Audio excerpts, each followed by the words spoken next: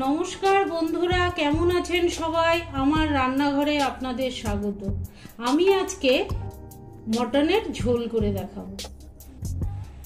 মটনের ঝোল গরম ভাতে খেতে ভীষণই ভালো লাগে, অনেকে খুবই পছন্দ করেন। তো আমি আজকে মটনের ঝোল করব। আমি কড়াইতে সরষের তেল দিলাম, সরষের তেল দিয়ে এবার আমি আলুগুলোকে ভেজে নেব।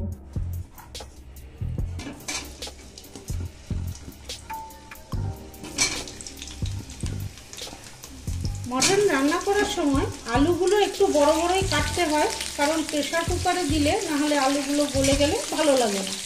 তাই আলুগুলোকে একটু বড় সাইজের করে নিয়েছি, সেগুলোকে কড়াইতে দিয়ে ভালো করে ভেজে নেব।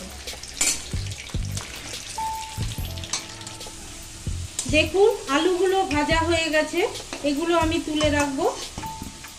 রেখে তারপরে আমি এর মধ্যে ফোড়নটা দেব।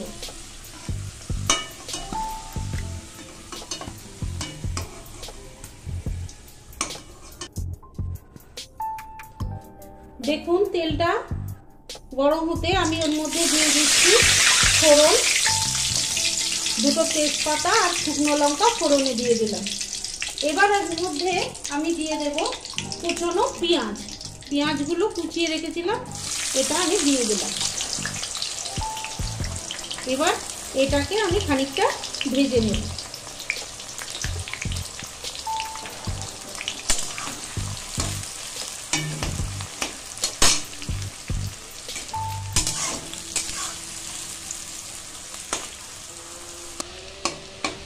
দেখুন পেঁয়াজটা একটু ভাজা ভাজা হয়ে এসছে।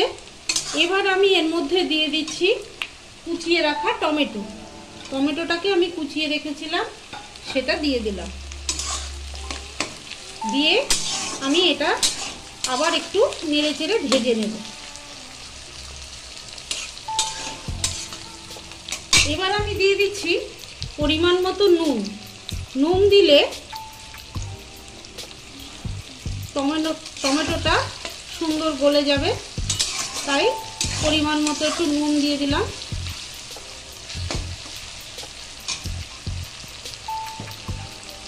এবার দিচ্ছি এর মধ্যে মিক্সিতে করে রেখেছি রসুন, আদা আর শুকনো লঙ্কা বেটে রেখেছি। রসুনের পরিমাণটা একটু বেশি দিয়েছি। খাসির মাংসতে রসুনের পরিমাণটা একটু বেশি দিলে খেতে সুস্বাদু হয়, তাই রসুনের পরিমাণটা একটু বেশি দিয়েছি। এবার এটাকে আমি ভালো করে একটু কষিয়ে নেব।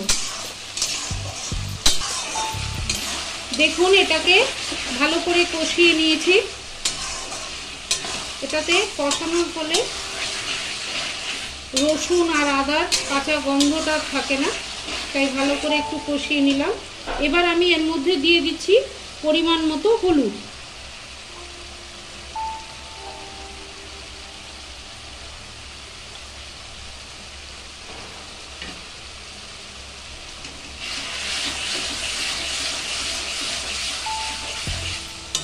হলুদ দিয়ে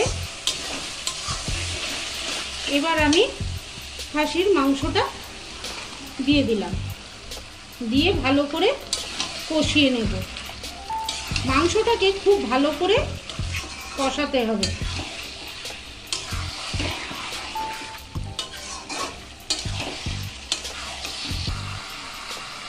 এবার এর মধ্যে আমি দিয়ে দিচ্ছি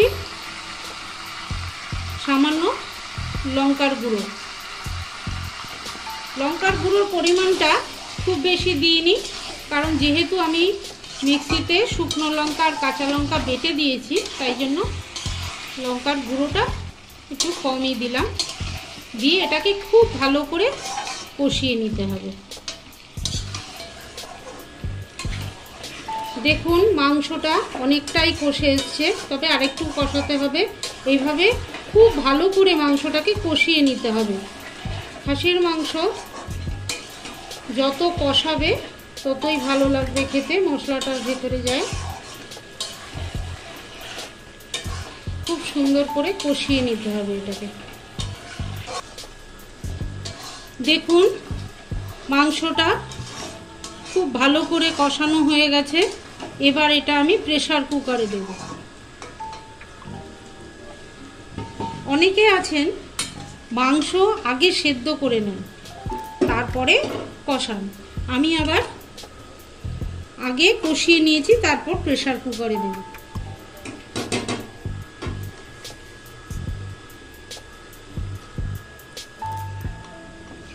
দেখুন প্রেসার কুকারে মাংসটা দিয়ে দিয়েছি। এবার আমি খানিকটা চর্বি রেখে দিয়েছিলাম সেটা এর মধ্যে দিয়ে দিলাম। এবার দিয়ে দিলাম আলুগুলো।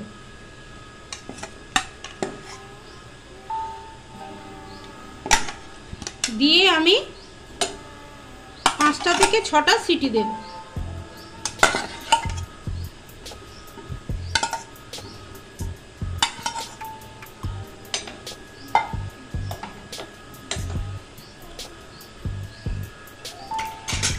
এবার প্রেসার কুকারের মুখটা বন্ধ করে দিলাম।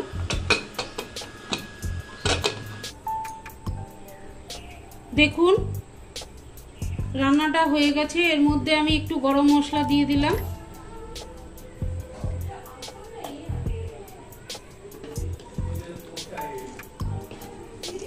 দেখুন কত সুন্দর নরম হয়েছে, কালারটাও কত সুন্দর এসেছে। এইভাবে আপনারাও রান্না করে খান, আশা করি আপনাদেরও ভালো লাগবে। ভালো লাগলে চ্যানেলটাকে একটা সাবস্ক্রাইব করবার এবং লাইক শেয়ার করবার অনুরোধ রইল। ভালো থাকবেন, সুস্থ থাকবেন। আবার দেখা হচ্ছে অন্য কোনো ব্লগে অন্য কোনো রেসিপি নিয়ে। ধন্যবাদ।